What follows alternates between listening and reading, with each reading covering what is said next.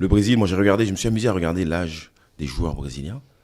Je pense que le plus jeune a 19 ans, et après c'est moyenne d'âge, c'est 24, 25, mais c'est du 28, du 30, du 33 ans, 34 ans. C'est de l'expérience. Et c'est ça qui leur a permis hier de résister aux assauts des Marocains. Parce que je ne sais pas si vous avez fait attention, mais l'entrée de l'ex-monégasque, son nom m'échappe, mais ça va me revenir tout de suite. Fabinho, merci. Ouais. Elle a joué. Elle a joué, puisqu'il a su temporiser au milieu de terrain, il a su faire les fautes qu'il fallait, parce qu'il n'y avait pas d'engagement au niveau du Brésil, pour justement arrêter cette fougue marocaine. Et c'est ça qui a permis de faire le dos rond, et puis de permettre, bien sûr, à notre ami Vinicius d'égaliser. Mais bravo au Maroc, en tout cas pour cette entrée en matière. J'espère que ce sera de bon augure pour la suite, mais vraiment agréablement surpris. Quel match. Ouais, parce qu'on ne s'attendait pas à ce que l'équipe finalement de Mohamed Wabi soit capable d'avoir ce niveau d'engagement technique, tactique, physique, parce qu'ils les ont vraiment bougé.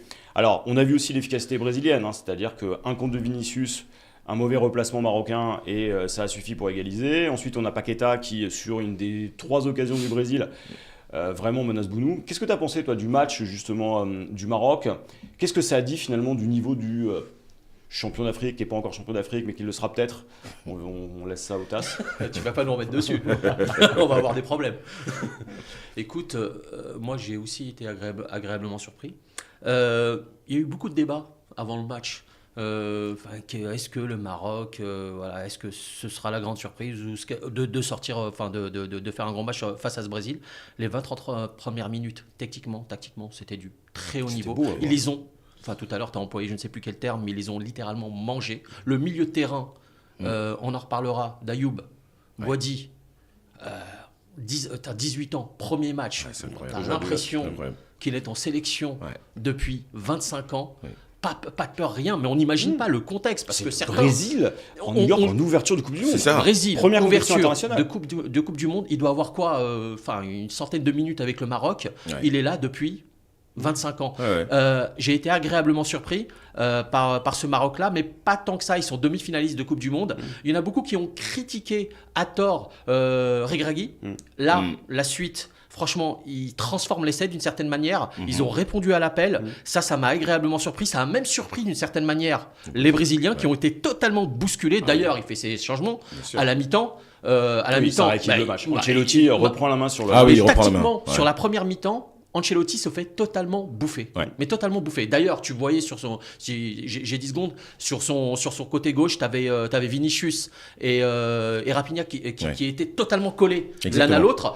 Ils changent totalement le truc à la mi-temps et à la pause. Et à la pause, il change son dispositif pour permettre à ces joueurs, et tu l'as rappelé très justement, à des joueurs expérimentés de remettre un tout petit peu la main sur le match. Et c'est ce qui a permis à ce Brésil-là de tenir tête d'une certaine manière à ce Maroc, mais fougueux et bluffant d'une certaine manière. Engageant. Honnêtement, depuis que la Coupe du Monde a commencé, c'est le vrai début, parce que pour moi, c'est le seul. Là, on a un match à intensité, une vraie adversité, et puis surtout du beau jeu, des vrais gestes techniques avec un engagement de très haut niveau. Là, on a vu ce que le football international pouvait offrir de meilleur pour l'instant.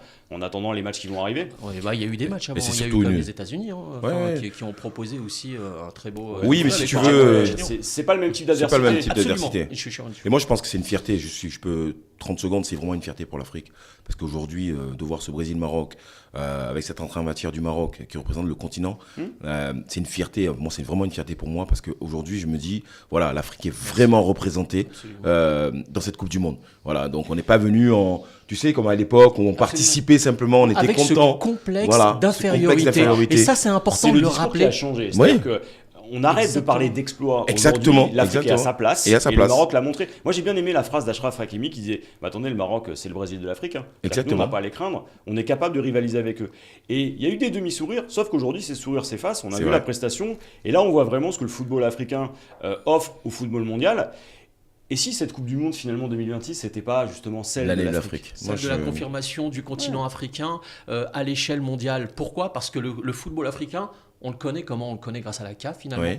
Grâce à la CAN aussi, d'une certaine manière. C'est la caisse de résonance du football africain à l'international. Parce qu'au niveau mondial, effectivement, à chaque fois qu'on parle du football africain, on le parle sous le prisme des exploits. L'Algérie, le Cameroun, le Ghana, la Tunisie 78, etc. Moi, franchement,